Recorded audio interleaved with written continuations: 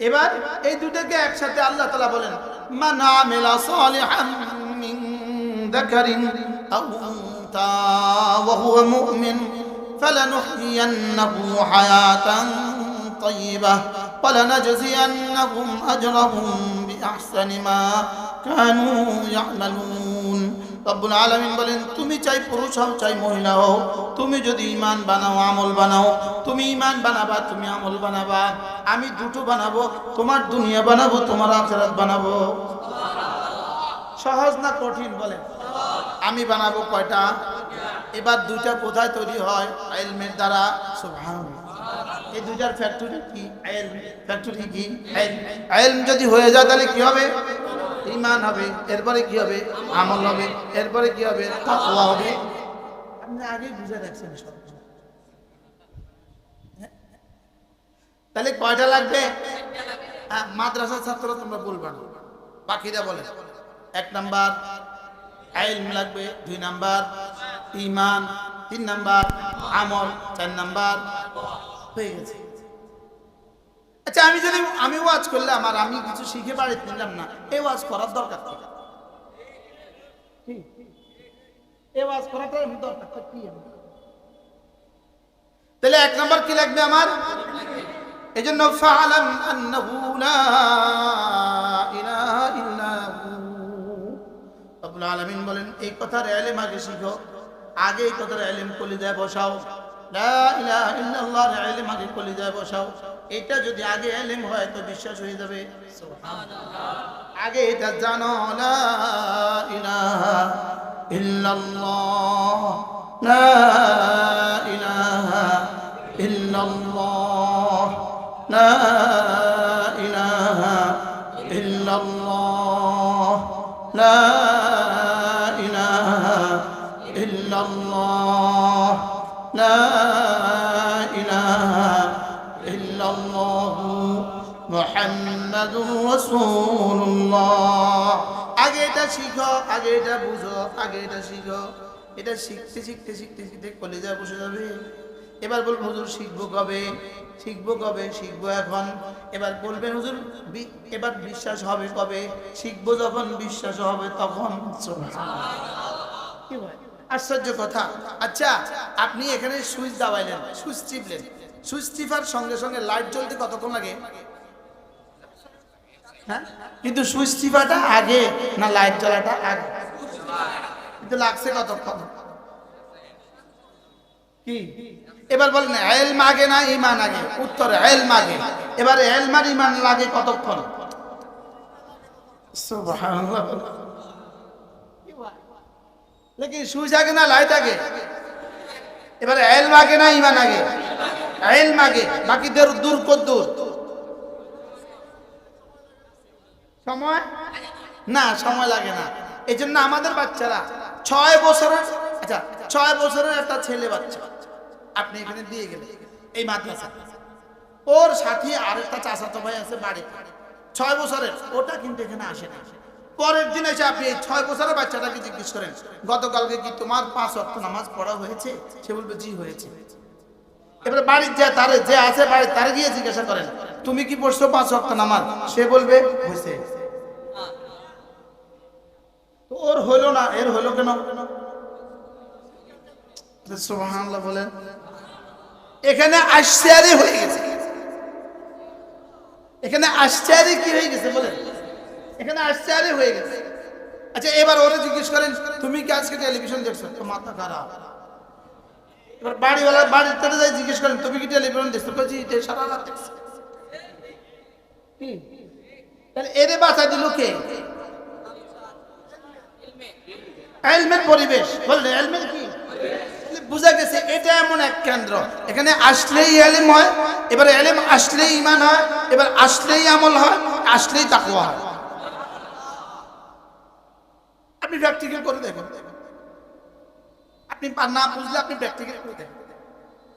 শুধু ছেলে বাচ্চার ব্যাপারে না, মেয়ে বাচ্চার ব্যাপারেও একই সিদ্ধান্ত। তাহলে এটা কিসের মার্কাজ বলেন? ইলম, ঈমান, আমল, তাকওয়া। বলেন এবার এই 4টা যদি হয়ে যায় তো বান্দার ঈমান আমল হয়ে যাবে। এবার ঈমান আমল হয়ে গেছে তো বান্দার দুনিয়া সুন্দর হয়ে গেছে, আখিরাত সুন্দর। কারণ দুনিয়া সুন্দর করা আর আখিরাত সুন্দর করা এটা আল্লাহর জিম্মাদারি। দুনিয়া সুন্দর করা আর আখিরাত সুন্দর করা কার জিম্মাদারি? আল্লাহর জিম্মাদারি। তো আল্লাহ তাআলা বলেন তুমি দুইটা জিম্মাদারি আদায় করো, আমি দুই জিম্মাদারি আদায় করব। তুমি ঈমান আমলের জিম্মাদারি আদায় করো, আমি তোমার দুনিয়া আখিরাতের জিম্মাদারি আদায় করব। এই জন্য আমরাও আমাদের বাংলাদেশের মসজিদের ইমাম সাহেবান এবং বাংলাদেশের নুরানি মাদ্রাসা কওমি মাদ্রাসার উস্তাদরা এরাই দুই জাতি যাদের জামা সবচেয়ে বেশি সুন্দর। সুবহানাল্লাহ বলেন। আচ্ছা, এরাই দুই জাতি যাদের কোনো কিস্তি নাই। বলেন কি নাই? বলেন যাদের কোনো কি নাই। তো কিস্তি নাই কি লিগা? বেতন আমাদের সবচেয়ে বেশি, এই জন্য কিস্তি নাই। বেতন কম হওয়ার কারণে কিস্তি নাই না বেশি হওয়ার কারণে কিস্তি নাই? তো বেতন কম হলে কিস্তি হওয়ার কথা ছিল না, না হওয়ার কথা ছিল। তো এখানে কিস্তি নাই কেন?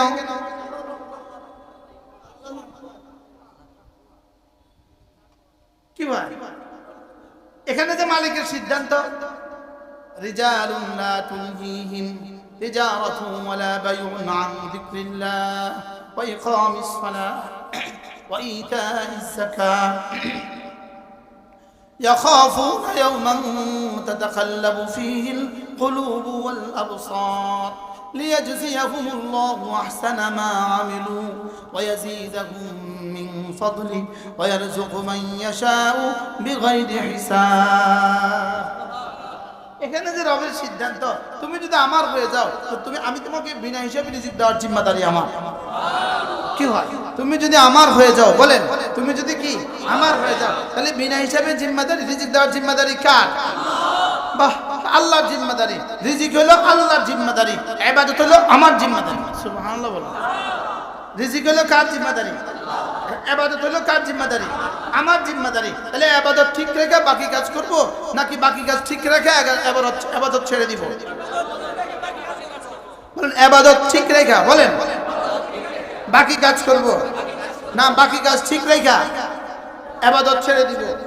যদি বাকি কাজ ঠিক রেখে ইবাদত ছেড়ে দেয়, পাগল। পাগল কি এটা?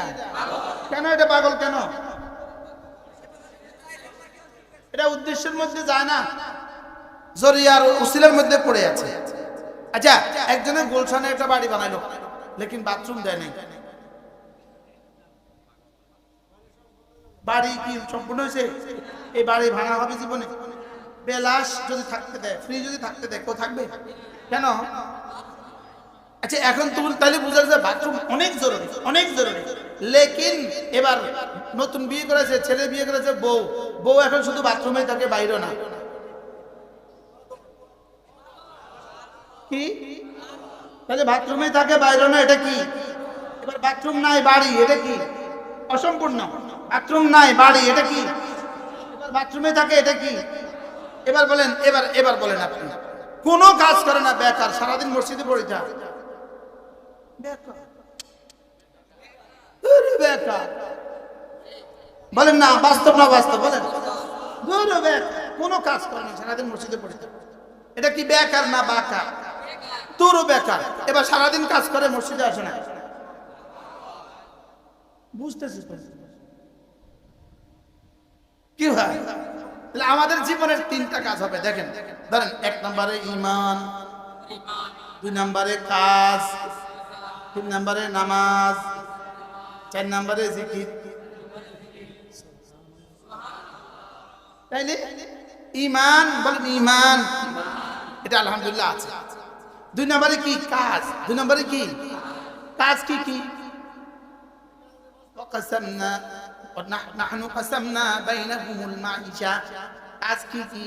আমি যাকে যেটা দিয়েছি সে কাজ করবে।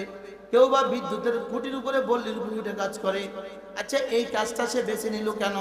আল্লাহ কয়, ওরে এটা চয়েসটা আমি দিছি। এই কাজটা কি পরিমাণ কঠিন, কঠিন না? কঠিন না? বলেন। এই জন্য আশ্চর্য বিষয় হইল, বাংলাদেশে তো নারী পুরুষের সমান অধিকার, সব শ্রেণীতে নারী লাগবে, লেকিন বিদ্যুতের খুঁটিতে এখনো বেটি উঠাবার মতো কাজটা সরকার এখনো দেয় নাই। হ্যাঁ, সমান হয়েছে না? আপনি বাড়ি করি কেন না? সমান হয়েছে না? সমান হয়েছে। তো তারে ওখানে দিল না কি লেগে সেটার কি না বলেন। এই যে আমাদের দেশে 16 চাক্কা 26 চাক্কার গাড়ি আছে না, ট্রাক, এটা ড্রাইভার বেটি দেখছেন নি এ পর্যন্ত? তাহলে বোঝা গেছে সমান হয়েছে না। আচ্ছা ট্র্যাক্টর চালা যে খেতে, বেটি এখনো ট্র্যাক্টর চালানি,